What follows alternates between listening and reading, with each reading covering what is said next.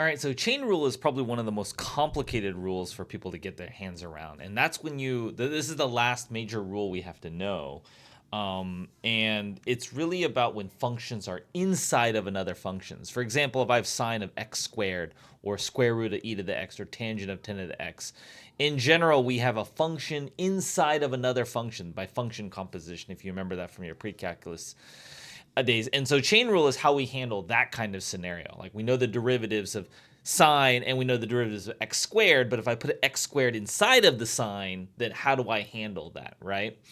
And the first skill we got to be able to do is to recognize the inner and the outer functions in a chain rule. So we're going to do a quick review on that just to make sure you can identify what the inner function is and what the outer function is. In other words, can you identify f of x and g of x in a given function to construct the f of g of x? So this is going to be a little bit of review, but just sort of a little bit of identification because that's really important in order to execute the chain rule correctly. So for example, for all of these, we would just want to identify what the outer function is for f of x and g of x, such that when you compose it, this would be f of g of x. Now, in pre-calculus, there's probably a lot of ways to do this, but we almost always want to do it based on the elementary functions that which we know how to take derivatives of. So for example, in this one, the outer function is sine, and the inner function is x cubed.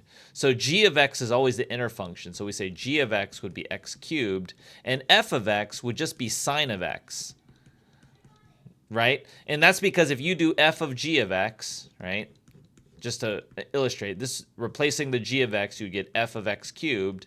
And what is f of x cubed? It's plugging x cubed in for x, so that would equal sine of x cubed, which is exactly what we want. So this would be our outer function, would be f of x, and our inner function would be x cubed.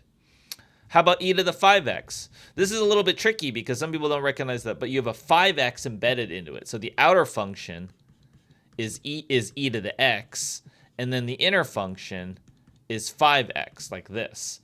That way, you're feeding the 5x in for x to get e to the 5x like that, okay? How about a function like this? The outer function would be x to the 10th,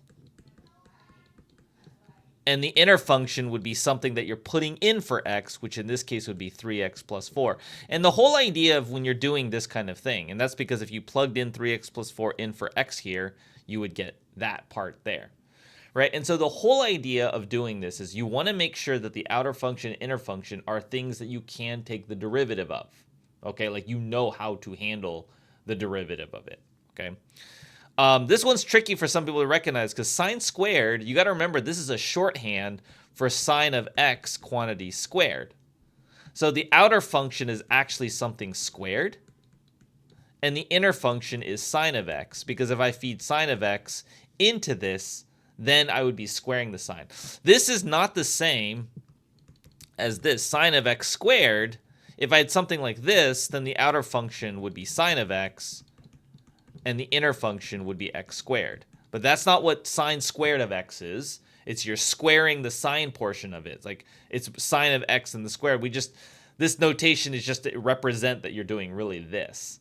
And so that can be a little bit tricky to identify the outer and inner function of because it's easy to get kind of mixed up in there. So let's take a look at what the rule is. Once you get comfortable identifying what the outer function and inner functions are, we want to look at what does this chain rule look like. So if I have f of g of x and I want to take the derivative of this, I do f prime, I do derivative of the outer function, but notice that the g of x stays there on its own. Like whatever is inside of that function remains the same. You're just handling the derivative of the outer function. And then you multiply by the derivative of the inner function itself. Okay? So when you do chain rule, you think of it as peeling an onion. There's outer functions. You're just going to do the derivative of the outer function rule, but leave the inside part alone. Then you'll multiply by the derivative of the inside function. And more complicated, AP Calculus doesn't stress this a lot, but sometimes in college classes, professors will give you, like, making you have functions within functions within functions within functions, and you got to figure out how to do the derivative of that. So you may have to apply chain rule multiple times if you get those kinds of problems. So let's go through a few scenarios here. Actually, let's go through.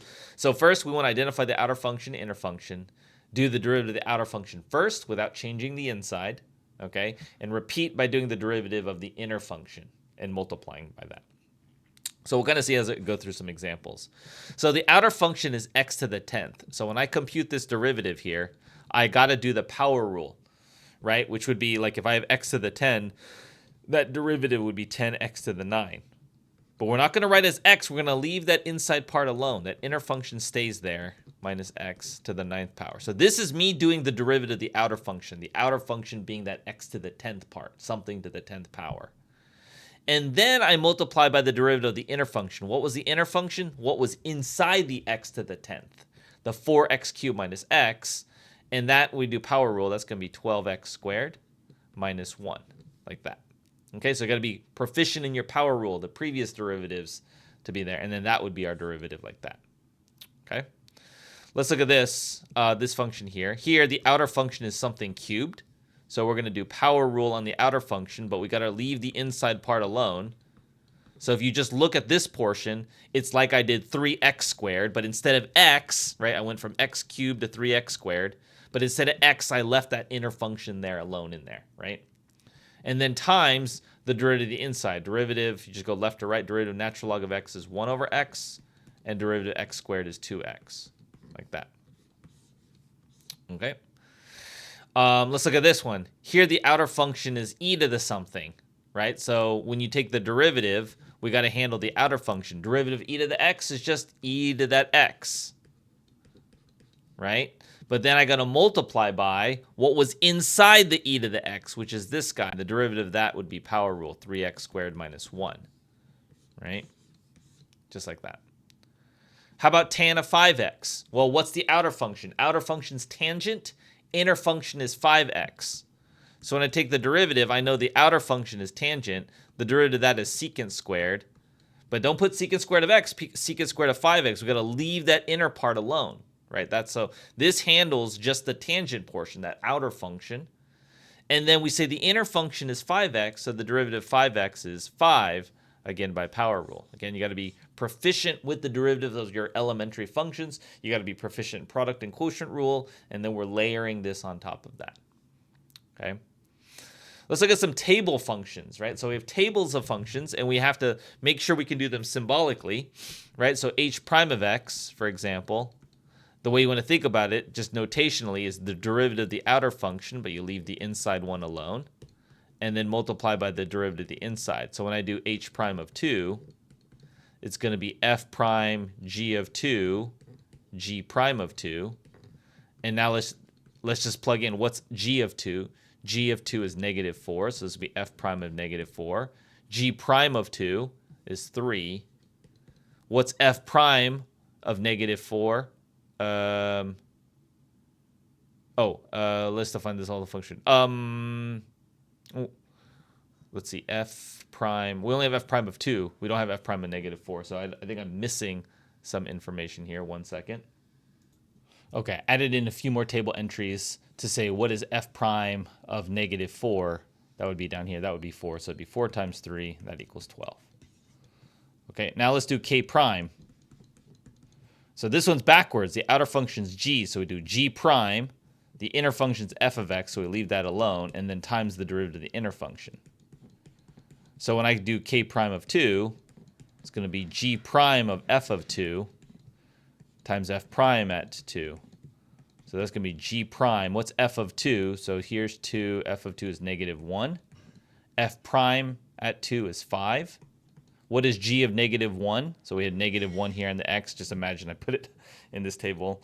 So g prime of negative 1 is going to be negative 2 here. So this would be negative 2 times 5, which is negative 10. Okay, how about m of x?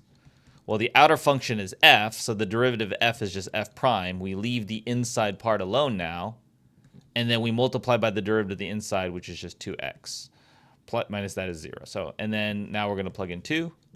So it'll be f prime of 2 squared is 4. 4 minus 2 is 2. And then plug in 2 here. That's times 4. F prime at 2 is 5. So this is 5 times 4, which is 20, like that. Okay? So we've got to be comfortable identifying the outer and the inner functions when we do that. So let f of x be that. G of x, let's h of x be defined as f times f of g of x, which gives a correct expression. So that would be f prime of g of x, right? Derivative of the outer function, leave the inside alone, then times the derivative of the inner function. Now, what's the derivative of the outer function? Well, f of x is 5x to the 4th. So when I take that derivative, that's going to be 20 g of x cubed, right? That handles the f prime part. And then g prime of x is the derivative of g, right? Derivative of the inner function. So now look at this. This is e to the 2x. When I take the derivative of this has outer inner function here. So I got to do another chain rule here.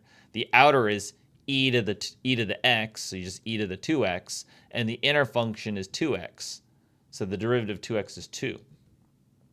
Now I was in the middle of doing g prime of x, so I handled that guy. Now I got to handle this guy here. So plus x, derivative of x is just 1. Right? And then now we just replace that g of x, right? So it's 20 e to the 2x plus x cubed times 2e to the 2x plus 1, like that. Okay, so which one looks like that? It's 20. Which one has the correct notation? It's 20 g of x cubed times g prime of x, so this one is the correct notation. So that's 20, this cubed, this, so it's C. Looks like the correct setup here. This one does the derivative of the inner function. This one only does the outer function, and this one forgets to do the outer function. It leaves the outer alone and does the inner function derivative, right? Okay, what if we do two derivatives, second derivative, right, with this notation, right? So here you would say dy dx is your first derivative. What's your outer function? You're feeding a 2 sine x into the e to the x. So your outer function is e to the x. And you're feeding a 2 sine x into that, right? So then times the derivative of 2 sine x, which is 2 cosine x. Okay, now we got to take the second derivative of this. Now we're doing a product of two functions, because I'm doing some function times another function. So now I could introduce product rule into that, right? So I could do derivative of this guy, which I have to do chain rule. So to do the derivative of this first one requires me to execute chain rule, right? I have to do the chain rule on this guy to compute his derivative, because that's what's necessary for product rule. So the derivative of that is e to the 2 sine x. That's the outer function, and the inner function is going to be 2 cosine x. That handles the derivative of this guy. Then we're going to do times the derivative of the other one without a derivative, right? And now we're going to swap it. Just this guy times the derivative of this one. Derivative of cosine is negative sine, so this is negative 2 sine x, right? And you could simplify that if you want, but that is the derivative part. The rest is just a bit of algebra, okay? Let's do another one like this. Remember, with radicals, you want to think of it as making it so we can do power rule correctly. You want to put it in exponential form, so to make this to the 1/3 power. So we think about the outer function being the something to the 1/3. You're feeding this into the something to the 1/3, right? Subtract 1 on this exponent, it's negative 2/3, right? And then times the derivative of the inner function. This is what we're feeding into the 1/3 power. So the inner function is 5x squared minus 7, so the derivative of that is 10x, like that. And that's our answer. Okay. Thanks for checking out this video. I hope you found it really helpful. If you'd like more support, maybe you need more multiple choice practice, maybe you just need more guidance and things like that, I have plenty of information on my website. If you look in the description below and go to www.bothellstemcoach.com, I will explain all the ways I help students be successful in their AP classes.